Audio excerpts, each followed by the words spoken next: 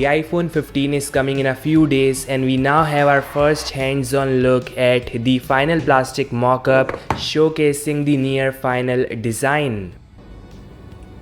The regular 15 and 15 Plus as per these models are coming in white, black, light pink, light blue and yellow color finish. The best part is we have curved frame and not sharp edge finish, so it's gonna be comfy to hold. The power key is on the right, volume key on the left, and there's the iconic mute switch too. So the action button is reserved for Pro and Pro Max, not coming to the regular 15 or 15 Plus. Is this an answer from this world? The regular 15 and 15 Plus will run a 60Hz display, which is something you all should note. However, that dynamic island, near bezel-less finish and curved frame with massive batteries make them an amazing deal.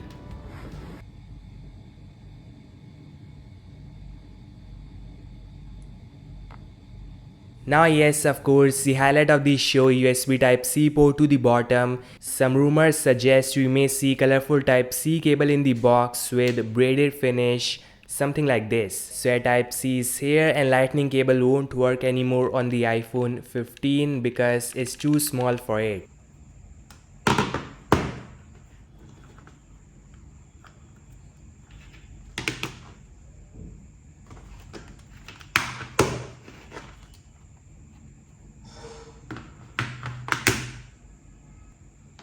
So this time Apple is gonna use A17 Bionic chipset, which is based on TSMC 5nm process. It's very powerful and power efficient, got great ISP with a powerful GPU. So for gamers it is the best pick and they all will share with iOS 17 out of the box.